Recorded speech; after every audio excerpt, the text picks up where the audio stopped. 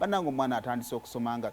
olaba nga byasoma bikwatazaamu amaanyi obusente bw'ennaku zino obw'okunoonya obw'okupangira olina engeri gye weefiirizamu naddala abavubuka bwana ayinza okufiira ku mwana musasula akakadde akamu n'ekitundu kugina emyaka ejjanga nange nina okweyagala weetaaga okuba nga omwana ozaamunya amaanyi eyo endowooza yange simanyi gwe muzadde andaba endowoozayo so essomero ligenda okumuyamba essomero nalyo kkulu nnyo omutandikiza abazadde mufuna nnyo obuzibu n'oteeka omwana n'omuteekamu ssente ate eri waggulu nga ku ntandikwa tewateekamu ate ngeri batutandise okukekkereza so kakati kyogenda okukola mutwale ku Kids and Love Daycare and Kindergarten lisangibwa obwe bajja opposite Kevin House ogenda okuba nga basanga basomesa abaana okuva ku myezi 18 n'okweyongera balina emmotoka ekuŋŋaanya abaana mu bitundu ebirinaanyewo kale genda obeere nga ate otwalayo omwana omuwandiise gw'alowooza nti ayinza okutandika mu second term kale nga otuvuddewo tulina bannafa Brandmark Uganda Limited Brandmark Uganda Limited bakola ku bintu bya branding ebyenjawulo bakola teardrops bakola pull-ups bakola backdrops bakola billboards n'ebirala bigwa mu kkowe eryo baprintinga magazines baprintinga calendars baprintinga ebitabo n'ebirala bigwa mu kkowe ebyo kale abeetaazi ogenda ku Nassa Road ku kizimba kiyita Printers Miracle Building room eri E01 osobola okuba nga ate ebisingawo obitegeera awo nga nawo tuvuddewo Simba Automotives Uganda Limited balise pikipiki ya Yugi Boss bagamba nti osobola nga ogyefunya ku kibanja mpola ebyokukola byangu nnyo buli emitwalo 7 ebbaluwa ya LC abakwemira babiri n'endaga muntu zaabwe ogende ku offices zaabwe osobola basanga mu Ndeba kizimbe kya BMK oba ogenda wali Kamwocha opposite City Oil ebisinga nobeera nga obitegeera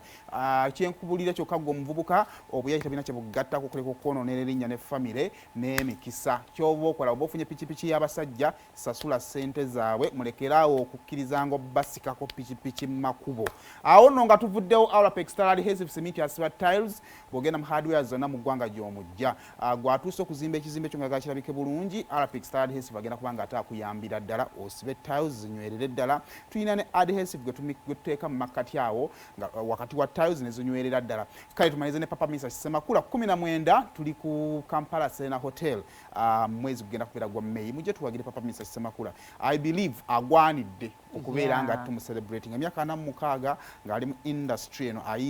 inspirinze abantu akoze myaka 46 gijje gya kubeera mu industry jije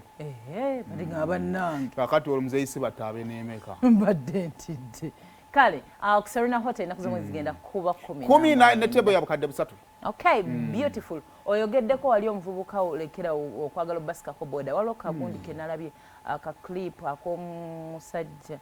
bw'oyambalanga abasiraamu oba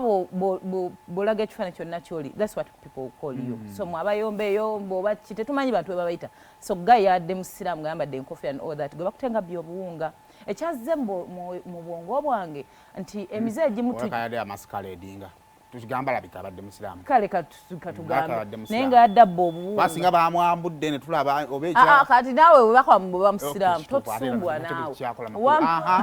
wama akatoli nnyo kembe njagala oyisaawo is mpola mpola as we grow abaana bayize tutandika emize gino egyo buli muntu yali abbyeko simanya okubaamu engalo ngobba sukaali omunuuna okwata ssente za maama wo biki and all that naye mpola mpola kyobanga abazadde bagenda batukubira obubbi ku ssomero ne babutukubira mpola mpola n'obugwa bagenda bagula gyoli nga omuntu wabba kyaja naga kati kyaja tezikyambala nabba amasimu bwatyo paka babba amaduuka g'amasimu omusajja ono yankwasizza ekisa ng'omusajja mukulu mukadde bamukuba empi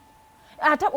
oba otandikawo excuse nti obambi aleka badabbira baana buwunga musajja atwalabika anoonya kyakulya naye guno omuze guyinza okuba gumukuliddemu okitegeera so eri omuvubuka ali eyo ng'okyali muto abazadde abali emize gino mugijje mu baana nga bakyali bato bagenda tuuka ku stage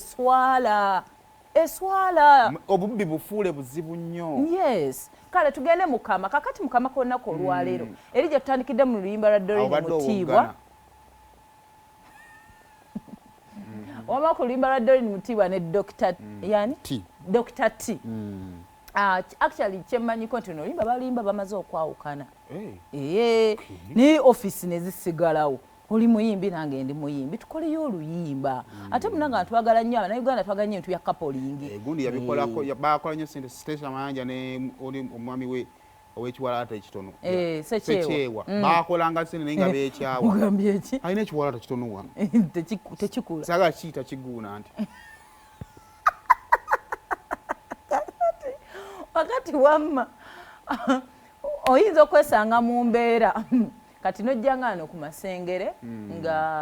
oyina empapula zonna ezikuwasa omulimu naye ogenda tukaliwa HR nga petwa ex nojja wonna wozze ex bange munneesegete mumanyira nojja wonna wozze nga ewantu nga mu butuufu mwayawukana ne mwesanga naye ng'omuntu ate ali legit tolina kisa kyogenda mukolera bw'otula mu mpapula za hafi kiggwa oba azze ku internal affairs ayagala kukola passport ye oba byonna naye nga tewali kigaana naye ng'owulira naye akumenya omutima now ambadde nsaba first of all abantu mukole closure mitima gyammwe mwemanyi closure ya relationship kumpita naye ne twesinkana mu ruumu nkutadde oba banga atandise ekipya oba osajjula kiwundu tukole closure mitima gyaffe ne ba ex baffe nti omuntu wamulaba banga mupya era you stand on your principles as for example omuntu alimenti okuwa omuntu omulimu nti kikyokwe nga hafi gwotamanyi bwogenda okimuyisaamu ne ex owo okimuyisaamu ate nammwe abajja ba ex tobaako expectations z'osuubira okitege tikengudde mu office eno mulimu actually waliwo ka movie kenali ndaba I'm forgetting the title era guy yagenda otuuka ku mulimu yali agenda ogufuna nga bali ba traveling nasangawo ex we balino tebali ba ex nti beekyawa guy yali ya disappearing ne chicken ya disappearing chicken ya moving on ina family ali married laba guy wajira mu time nga chicken ina misunderstandings mu family bakulaawo neryoka eteta awo kyekiraga nti ne sitaani bamugabanyiza obuyinza kyekireeta ba ex mu biseera ebizibu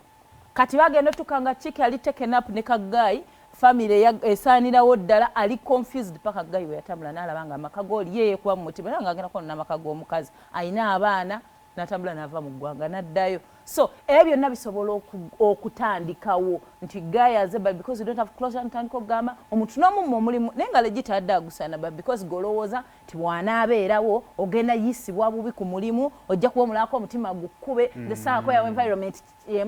kyange mwe kiri ofa ki n'abantu